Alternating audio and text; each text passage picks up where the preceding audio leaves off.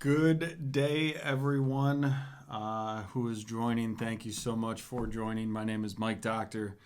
I am the head basketball coach of the House High School basketball team out of Muskegon, Michigan, playing under the Michigan Basketball Academy umbrella.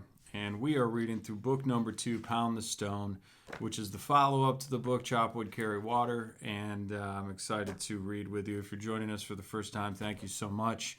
You stumbled on at the end of the book. So go ahead and file back. We're getting closer to the end here. A handful of pages left, maybe 40 pages left, but they go quick. So I'm excited to continue reading with you and continue to get through the story with you and all the lessons that are a part of it. If you like what you hear in this video or the others, go back and listen and watch Chop Wood, Carry Water. It's a great book. It's what the it's the foundation of what this book is built on. So we're going to read chapters 56 and 57 today. Chapter 56, Changing the Echoes. Jason was loving everything about his senior year so far, but it wasn't long before Russ's words that, to whom much has been given, much will be required, were proven very true. One day, Kaya was late in their meetup at her locker. Jason could tell immediately that something was wrong. Her eyes were flashing with anger as she told him how she'd spent her last summer tutoring session of the day with Stephen, a really bright freshman and one of her two T's.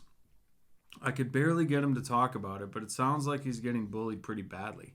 He had to leave his last school because of a similar situation, and he had a hard time making friends there. Jason, I'm really worried about him. I could tell that he was in a pretty dark place today. I asked if he wanted to go to a counselor, but he just said he's fine. No offense, she told him, but sometimes I really hate the way guys behave. Yeah, so do I. It's pretty stupid sometimes. Real men don't need to make others feel small in order to make themselves look big. It just makes me so angry that a couple of guys think that they can do that just because they wear Letterman jackets.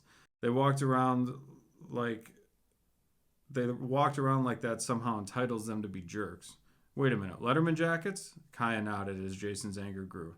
Are these basketball guys? Guys from my team? He wouldn't say. I think he's worried that if he says anything, it'll just get worse. Jason nodded, but he felt an alarm going off deep in his spirit. He remembered Russ's words. Your actions have echoes.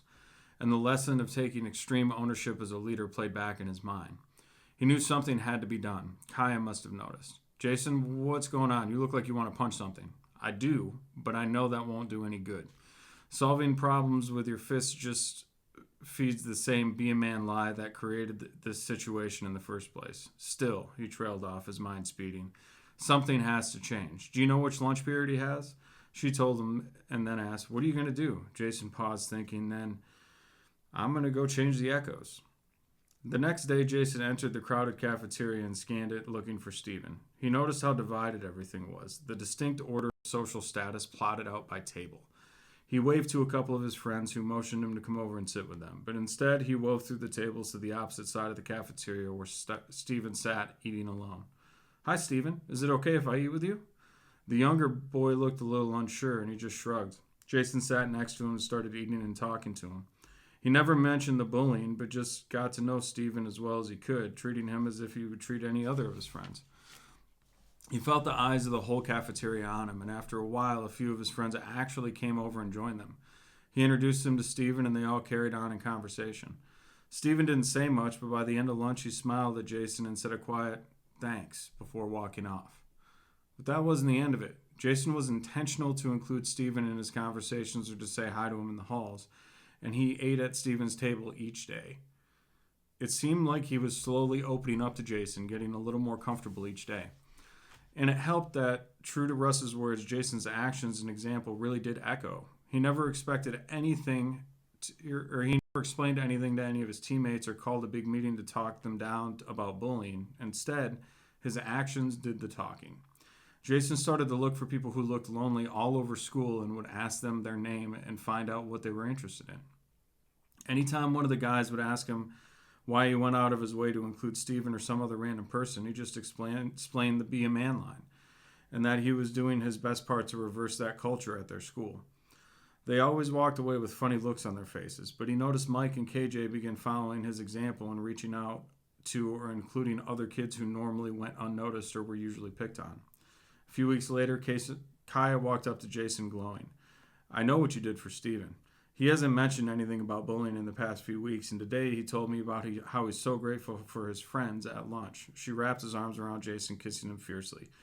Thank you for being a friend when he needed one. Thank you for being a real man. Jason just smiled. Don't thank me, thank Russ. I know I have a long way to go, but he's taught me a lot about what it means to be a real man. All right, so this goes for anybody who has any type of influence. Anybody who has any type of influence. You have the ability to be able to influence groups at large just because of how you behave. If you are one of the popular individuals, and if you are good for you, your life is easier, I promise.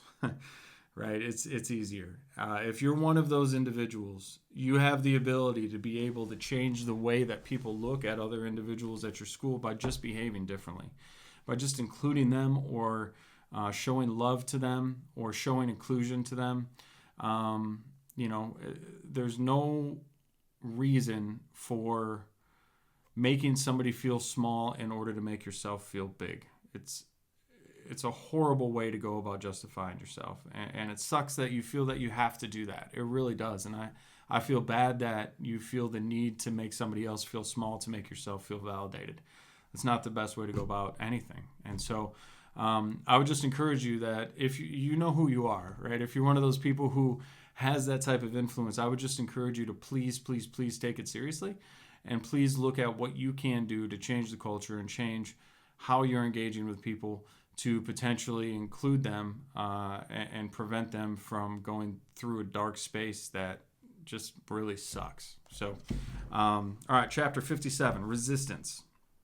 Jason's shift towards authentic vulnerability and a more authentic life in general meant a big difference in his words and actions. And he noticed that he had begun to live life with a lot more clarity and power.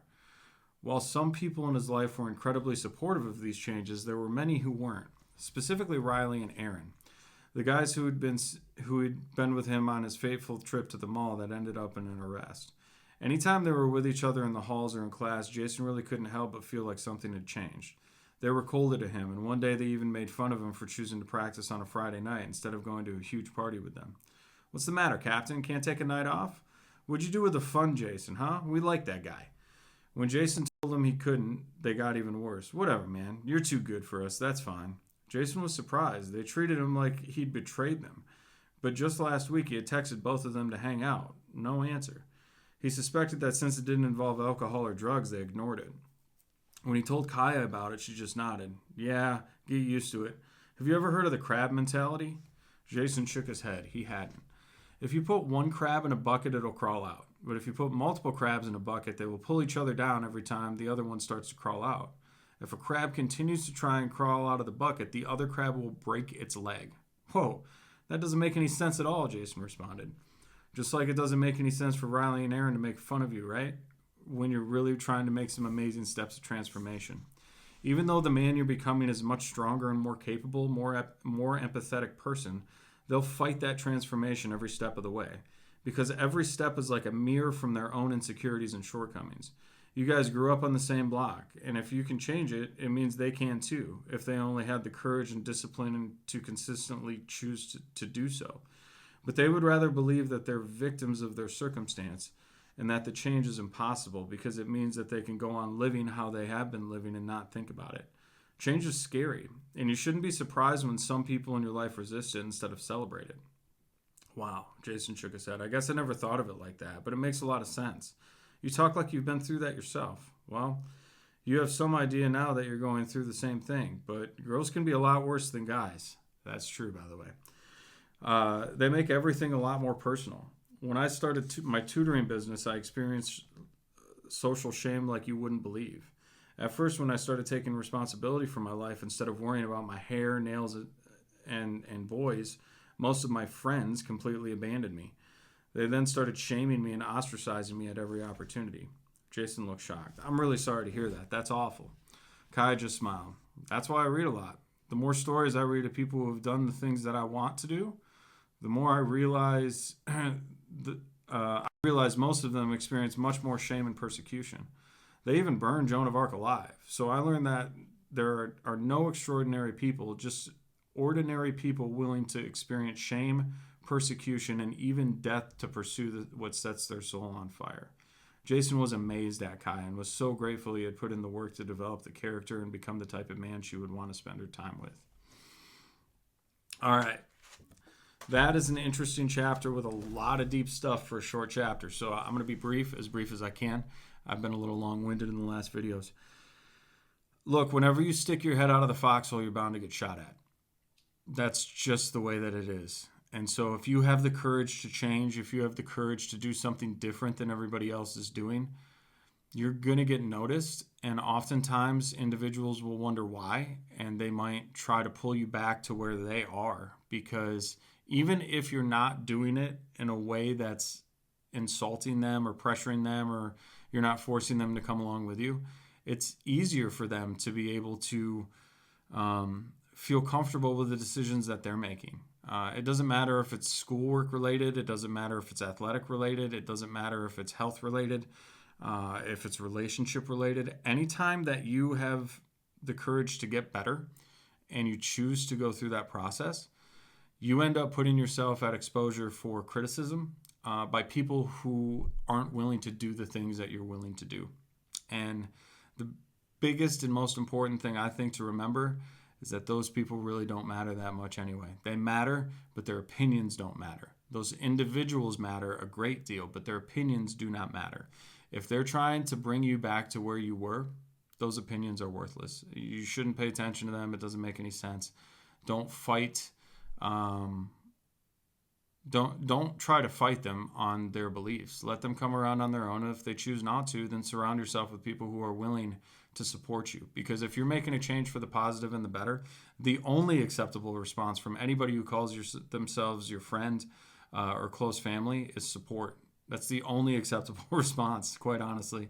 And if they're not willing to give that to you, then it's okay to distance yourself from them. So that takes courage too. So hopefully you guys are enjoying the book. Again, we're getting closer and closer each day. You can see only a little bit left, and I'm excited to finish it with you. So we'll see you next time, guys. Bye now.